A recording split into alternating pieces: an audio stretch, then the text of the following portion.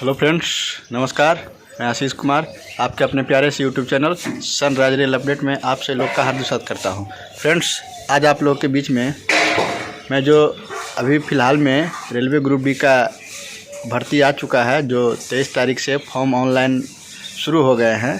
तो साथियों, उसमें जो एक पहले से रेलवे कर्मचारी जो लेवल 1 ग्रुप डी का जॉब कर रहे हैं, वो चाह रहे हैं कि इस बार फिर से मैं न्यू फॉर्म भरूं। तो क्या वो फॉर्म भर सकते हैं या उसके लिए एनओसी मिलेगा या नहीं मिलेगा। तो साथियों, तमाम सारी जानकारी आपको देने वाला हूं इस वीडियो में, और जो आपके डाउट्स हैं उसको भी मैं क्लियर करूंगा। दरअसल साथियों, होता क्या है, कभी ऐसे रेलवे कर्मचारी जिनको घर से दूर पोस्टिंग हो जाती है, पहले चाहत होती है कि जॉब हो जाए, और जॉब होने के बाद वो फिर लगता है कि हम दूर आ गए हैं, हमें पास में नौकरी मिलना चाहिए, वो हो गया। चाहे तो बहुत सारे ऐसे एम्प्लॉय हैं जो लेवल 1 में तो जॉब कर रहे हैं, लेकिन उनको ये लगते रहता है कि जो मेरा पोस्ट है वो दूसरा होता, चेंज होता तो अच्छा रहता। हालांकि साथियों, मैं आपको बताना चाहता हूं कि जितने सारे पोस्ट हैं वो सभी अपने जगह पे अच्छे हैं, कोई ख़राब, कोई बुरा नहीं है। बस आपको जॉब करना चाहिए और आपकी जो सोच है उसको बदलना चाहिए। तो साथियों, उसी के ऊपर मैं आज चर्चा करूंगा कि क्या जो पहले से रेलवे में जॉब कर रहे हैं वो कर्मचारी इस फॉर्म को भर सकते हैं या नहीं भर सकते हैं। तो साथियों, वीडियो शुरू करने से पहले आप लोगों से गुजारिश रहेगा कि अगर आप हमारे चैनल पर नए हैं तो हमारे चैनल को सब्सक्राइब करना ना भूलें, क्योंकि साथियों मैं हमेशा आपके लिए अपडेट भरी वीडियो लाने का काम करते रहता हूँ। तो साथियों देखिए, जैसे ही आप रेलवे ग्रुप डी का साइट खोलेंगे फॉर्म भरने के लिए, तो उसमें आपका कॉलम आएगा। उस कॉलम में लिखा होगा कि आर यू सर्विसमैन। तो उसमें जो कि देखिए साथियों, आपको यस करना पड़ेगा।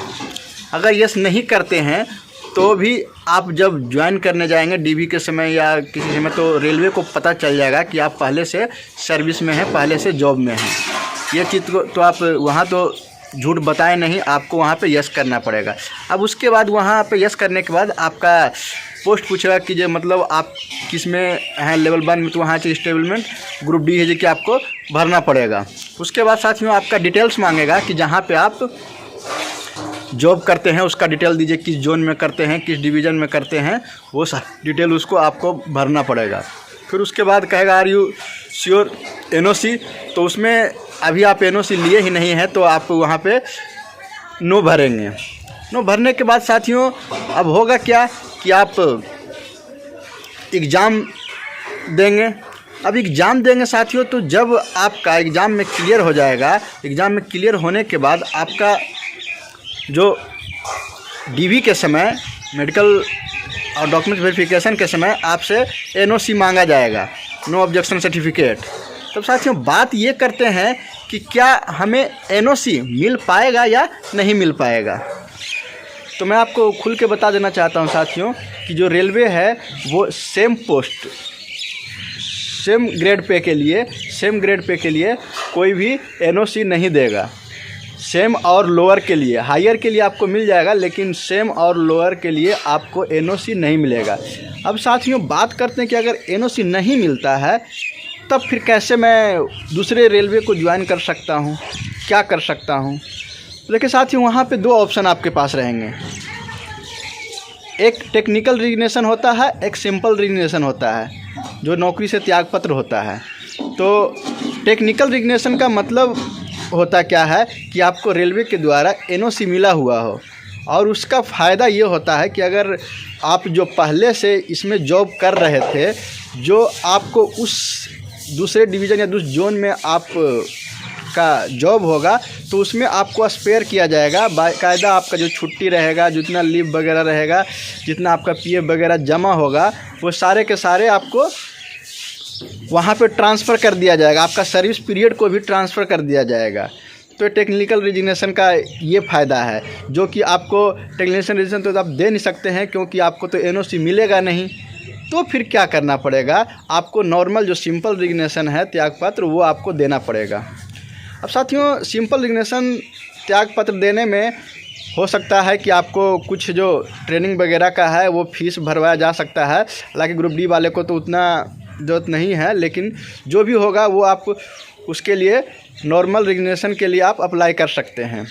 अब साथियों बात ये करते हैं कि अगर मान लीजिए कि डीवी से पहले मैं अप्लाई कर दिया रेजिग्नेशन का और किसी कारणवश मेरा उधर भी सिलेक्शन नहीं हो पाया, डीवी में छट गए, मेडिकल में छट गए, तो उस कंडीशन में फिर क्या होगा?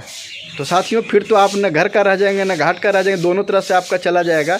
तो इसके लिए क्या करना होगा कि आप डीवी के समय जाएं और वहाँ के जो डीवी आपका करवा रहे होंगे उनसे आप रिक्वेस्ट करें, जो बड़े अधिकारी होंगे उनसे रिक्वेस्ट करें कि सर हमारा जो है रेजिग्नेशन के लिए दिया हुआ है, जैसे ही आ जाता है मैं आपको ज्वाइनिंग के समय या तो मुझे समय थोड़ा दीजिए, अगर मेरा यहाँ पे फाइनल हो जाता है तो मैं फिर आपका रेजिग्नेशन जो लेटर है वो आपको मैं लाके जमा कर दूँगा। तो आप अगर उनको इस तरह से कन्विंस करेंगे तो वो आपकी बात को मान लेंगे और आपको मौका देंगे, समय देंगे, ताकि उधर अगर सिलेक्ट हो गए तो फिर आप नॉर्मल रेजिग्नेशन दे सकते हैं। तो साथियों यही था जो कि आपको करना पड़ेगा। अगर वो नहीं कर पाते हैं तो फिर आपको दिक्कत होगा।